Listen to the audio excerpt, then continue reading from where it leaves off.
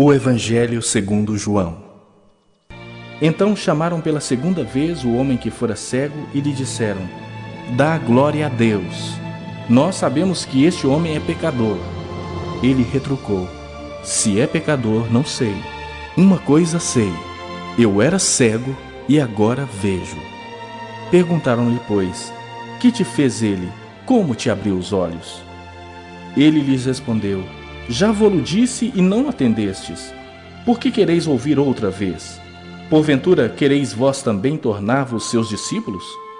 Então o injuriaram e lhe disseram: Discípulo dele és tu, mas nós somos discípulos de Moisés. Sabemos que Deus falou a Moisés, mas este nem sabemos de onde é. Respondeu-lhes o homem: Nisto é de estranhar que vós não saibais de onde ele é, e contudo me abriu os olhos. Sabemos que Deus não atende a pecadores, mas, pelo contrário, se alguém teme a Deus e pratica a sua vontade, a este atende. Desde que há mundo, jamais se ouviu que alguém tenha aberto os olhos a um cego de nascença. Se este homem não fosse de Deus, nada poderia ter feito. Mas eles retrucaram: Tu és nascido todo em pecado e nos ensinas a nós? E o expulsaram. Ouvindo Jesus que o tinham expulsado, encontrando, lhe perguntou: Crês tu no Filho do Homem? Ele respondeu e disse: Quem é, Senhor, para que eu nele creia? E Jesus lhe disse: Já o tens visto, e é o que fala contigo. Então afirmou ele: Creio, Senhor, e o adorou. Prosseguiu Jesus: Eu vim a este mundo para juízo, a fim de que os que não veem vejam, e os que veem se tornem cegos. Alguns dentre os fariseus que estavam perto dele perguntaram-lhe: Acaso também nós somos cegos? Respondeu-lhes Jesus: Se fosseis cegos, não teríeis pecado algum. Mas porque agora dizeis: Nós vemos, subsiste o vosso pecado. O segundo livro das Crônicas, capítulo 7. Quando Salomão terminou a oração, desceu fogo do céu e queimou completamente o animal oferecido em sacrifício e os outros sacrifícios que tinham sido oferecidos. E a glória do Senhor Deus encheu o templo. E por causa dessa luz, os sacerdotes não puderam entrar no templo. Ao verem o fogo descer e a glória do Senhor encher o templo, todos os israelitas que estavam ali no pátio se ajoelharam e encostaram o rosto no chão. Eles adoraram a Deus e o louvaram, dizendo: Louvem a Deus, o Senhor, porque Ele é bom e porque o seu amor dura para sempre. Então o rei e todo o povo ofereceram sacrifícios ao Senhor. Salomão ofereceu em sacrifício 22.000 bois e 120.000 ovelhas. Assim o rei e o povo dedicaram o templo ao serviço de Deus. Os sacerdotes estavam nos seus lugares, e os levitas também, com os instrumentos de música sagrada que o rei Davi tinha feito para eles tocarem, acompanhando o cântico: O seu amor é eterno. Era assim que eles executavam os cânticos de louvor feitos por Davi. Todos os israelitas ficaram de pé, enquanto os sacerdotes que estavam em frente dos levitas tocavam as trombetas. Salomão dedicou também ao serviço de Deus a parte central do pátio, que ficava em frente do templo.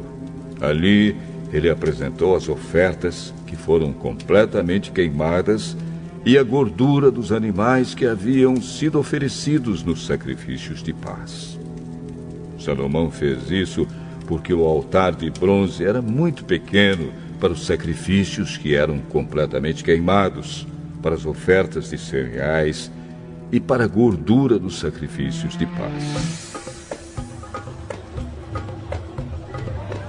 Depois, Salomão e todo o povo de Israel comemoraram durante 7 dias a festa da dedicação do altar.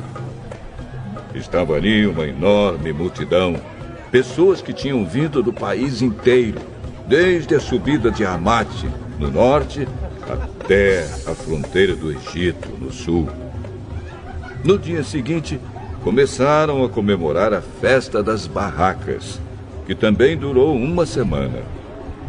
E no dia seguinte fizeram uma grande festa de encerramento. No outro dia, o dia 23 do 7º mês, o rei mandou o povo para casa. Todos foram embora felizes e alegres, por causa de todas as coisas boas que o Senhor Deus tinha dado a Davi, a Salomão e ao seu povo de Israel. Assim, Salomão acabou de construir o templo e o palácio real. Todos os seus planos para a construção do templo e do palácio deram certo.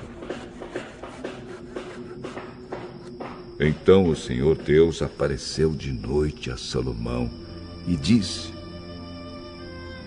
Eu ouvi a sua oração e escolhi este templo para ser o lugar onde serão oferecidos os sacrifícios.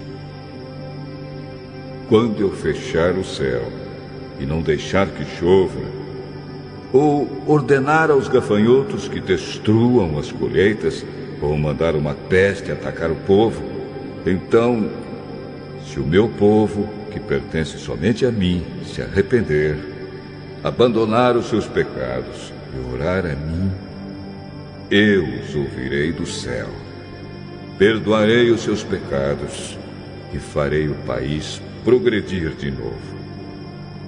Escutarei com atenção as orações que foram feitas neste templo, pois é o templo que escolhi e separei para ser o lugar onde deverei ser adorado para sempre.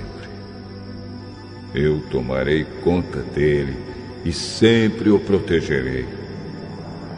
E se você, Salomão, me servir fielmente, como fez Davi, o seu pai, e se obedecer às minhas leis e ordens, e fizer tudo o que eu mandar, então eu firmarei o seu poder como rei, cumprindo assim a aliança que fiz com Davi, quando lhe disse que Israel sempre seria governado pelos descendentes dele. Mas, se você e o seu povo deixarem de me seguir, se desobedecerem às leis e aos mandamentos que lhes dei, e se adorarem e servirem outros deuses, então eu os arrancarei da terra que lhes dei. E também abandonarei este templo que separei para ser o lugar onde devo ser adorado. Aí todos os povos vão desprezar e zombar do templo, que agora é tão glorioso. Todos os que passarem por perto dele ficarão chocados e perguntarão: por que foi que Deus fez isso com esta terra e com este templo? E a resposta será: foi porque os israelitas abandonaram o Senhor, seu Deus, que tirou do Egito os antepassados deles. Eles seguiram outros deuses e os adoraram e os serviram.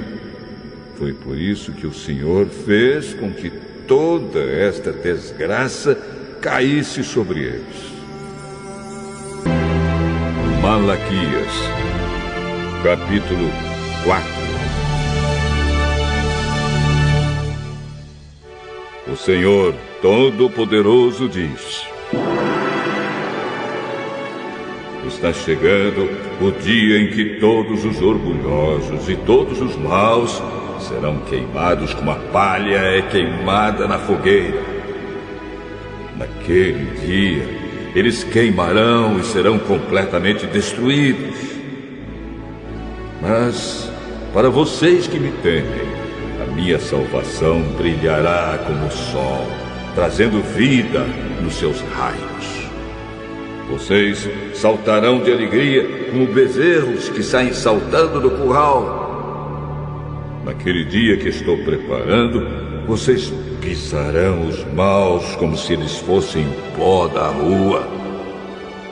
Lembrem-se da lei do meu servo Moisés, de todos os mandamentos e ensinamentos que eu dei a ele no Monte Sinai, para todo o povo de Israel obedecer. Mas, antes que chegue aquele grande e terrível dia, eu, o Senhor, lhes enviarei o profeta Elias. Ele fará com que pais e filhos façam as pazes, para que eu não venha castigar o país e destruí-lo completamente.